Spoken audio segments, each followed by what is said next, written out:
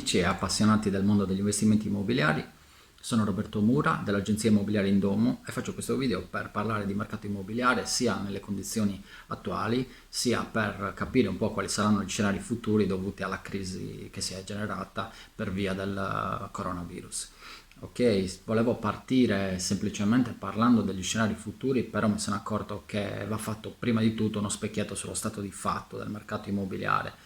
Stamattina ho fatto una cernita di circa un centinaio di annunci su quella che è la mia zona di riferimento, ovvero Cagliari, la provincia di Cagliari, annunci presenti nei maggiori portali immobiliari per cercare di vedere un pochino la situazione che il coronavirus ha congelato tra marzo e aprile del 2020 e per cercare di capire come la ripartenza, che probabilmente è da maggio, quindi fra una settimana, che cosa ci troveremo sul mercato e quali quindi reazioni normalmente i clienti avranno di fronte a questo stock immobiliare presente nel mercato.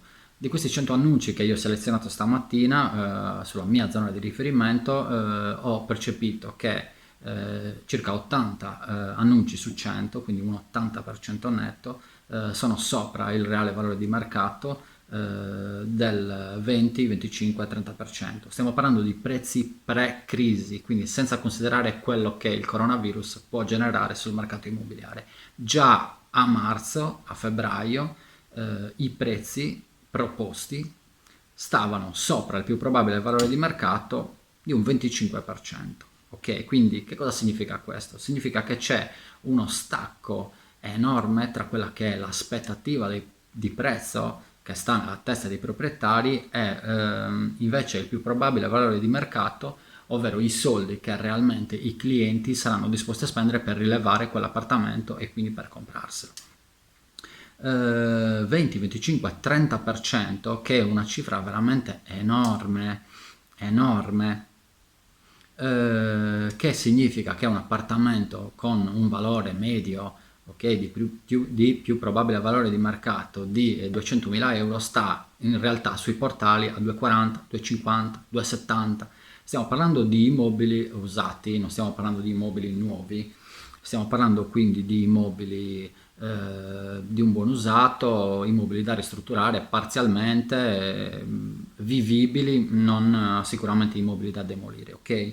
Quindi immobili anche immediatamente fruibili o con qualche lavoretto da fare, magari bagni, magari cambiare gli infissi, fare qualcosina, personalizzarli. Questo stacco tra l'aspettativa di prezzo che sta nella mente dei proprietari e il più probabile valore di mercato è una fascia molto alta che è corrispondente più o meno ai valori del 2008, data a partire dalla quale i valori di mercato degli immobili si sono progressivamente ridotti di circa un 30%. Quindi noi dobbiamo vedere che l'aspettativa che sta in capo ai proprietari è ancora quella del 2008. Questo perché? Intanto è una questione solitamente tutta italiana, c'è da dire che non tutti, ok, hanno idee folli di prezzo, però una buona parte dei proprietari stanno ancora con la mente alla valutazione più alta che hanno avuto dell'appartamento, ovvero se io ho avuto 250.000 euro di valutazione nel 2008, sto ancora con la testa a quella valutazione, non ho ancora interiorizzato la crisi del 2008, ma questo nella gran parte dei casi, quindi figuriamoci se sono pronto a interiorizzare la crisi dovuta dal coronavirus. Questo è lo stato dell'arte, eh? Questo su cosa poi dopo va a rigettarsi? Sui tempi di vendita, ovvero un immobile che sta fuori prezzo ci metterà ovviamente tantissimo tempo in più rispetto a un immobile a prezzo a essere assorbito dal mercato. Facciamo questo esempio. Normalmente allora, i tempi di vendita in Italia per gli immobili sono di circa 6 mesi. Ovviamente la statistica è quella strana materia per cui io ho la testa nel freezer e i piedi in forno e mediamente ho una temperatura ottimale, ok? Quindi è una materia anche un po' strana e quindi dentro questi 6 mesi ci sono ovviamente gli immobili che vanno via in 15 giorni e gli immobili che vanno via dopo 4 anni, va bene? Il problema è che in un momento in cui il prezzo va ad abbassarsi ancora e la domanda un pochino scende perché tante persone che non avranno un lavoro stabile, forte, l'accesso al credito sarà un po' più difficile, allora a quel punto si ritireranno dal mercato. Gli immobili che stanno a prezzi sopra il più probabile valore di mercato del 20, 25, 30%, creeranno un intasamento dal lato dell'offerta che ovviamente favorirà ancora di più coloro che invece, avendo capito le condizioni attuali del mercato, quindi i venditori più intelligenti, riusciranno a far fuori il loro immobile ancora con una tempistica più bassa.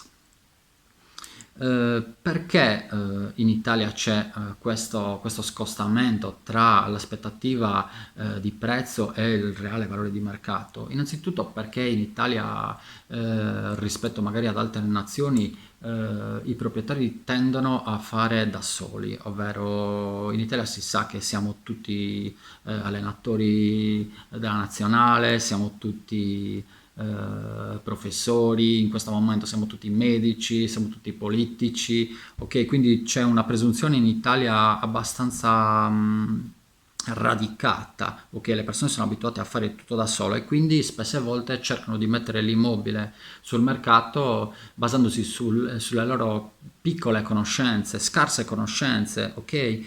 E oltretutto diffidano ancora dei professionisti del settore che spesso sono costretti, se vogliono caricarsi di immobili, quindi avere un pacchetto immobiliare nutrito da presentare ai loro clienti, devono mediare con l'aspettativa di prezzo dei proprietari e quindi le agenzie immobiliari spesso e non volentieri, ma spesso sono costrette a caricarsi degli immobili magari che valgono 200.000 euro a 250.000 euro. Ok, quindi non si ascolta normalmente il professionista, ma si tende a fare tutto da soli per questa presunzione spesso tutta italiana.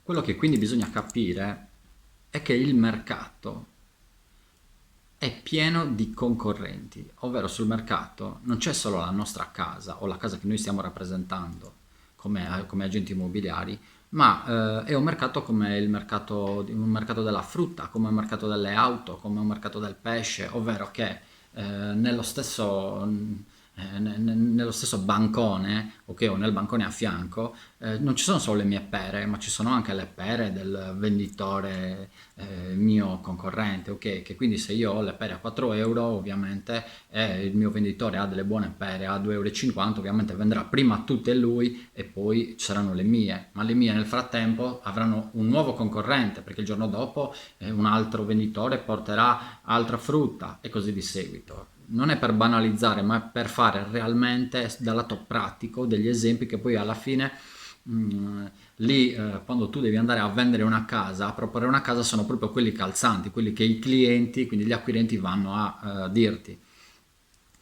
Oltretutto, va fatto un appunto, quello sulla situazione documentale. In Italia la situazione documentale degli immobili è spesso drammatica, ok? Cioè gli immobili vengono messi sul mercato senza avere una situazione documentale perfetta, a volte al limite della serietà, e quindi noi abbiamo planimetria catastali totalmente difformi perché nei 30 anni precedenti io ho spostato muri, ho spostato cucina, ho spostato bagni e sembra che sia tutto a posto perché i proprietari spesse volte non hanno idea che quella planimetria andava modificata perché hanno fatto tutto senza comunicazioni. Spesse volte ci sono balconi chiusi per cui si ha alla domanda ma questa balconata è stata sanata? Eh sì, l'ha fatta mio padre, ma lui era una persona precisa, sicuramente avrà fatto tutto in regola, avrà condonato. Poi alla fine magari hanno presentato una domanda di condono, poi non hanno mai ritirato la concessione edilizia. ovvero c'è un pressapochismo in questo, sia per quanto riguarda i proprietari che per quanto riguarda spesso le agenzie, che lascia molto, molto, molto a desiderare.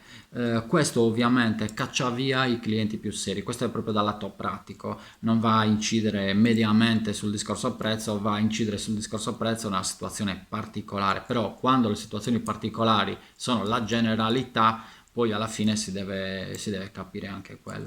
Quindi come si raggiungerà il nuovo prezzo di mercato successivamente alla crisi del coronavirus? Si raggiungerà in un modo molto semplice. Se prima il più probabile valore di mercato era 200 con uno scostamento magari del 5%, ok, quindi un più probabile valore di mercato come zona mediana tra i 190 e i 210, semplicemente interiorizzando quello che era il vecchio valore di mercato, va applicato una scontistica, insomma, di quello che si prefigura essere il segno meno che la crisi del coronavirus andrà a generare nello stock immobiliare presente nel mercato. Il problema però è che il più probabile valore di mercato è quello reale, non è quello che riguarda l'aspettativa di prezzo. Quindi io consiglio sia ai proprietari, ma poi anche ai miei colleghi che comunque magari ne sapranno anche 100 volte più di me, di interiorizzare quello che è il reale valore di mercato di questo momento, non quello che io cioè percepisco ancora come il maggior valore che mi è stato comunicato nella vita, ovvero quello nel 2008. Ok, se no altrimenti avremo veramente difficoltà a vendere gli immobili. Se vi è piaciuto il video mettete mi piace, condividete e iscrivetevi al canale. E ci vediamo per la prossima puntata, che sarà quella sugli immobili che resisteranno meglio alla crisi del coronavirus. Ciao ragazzi.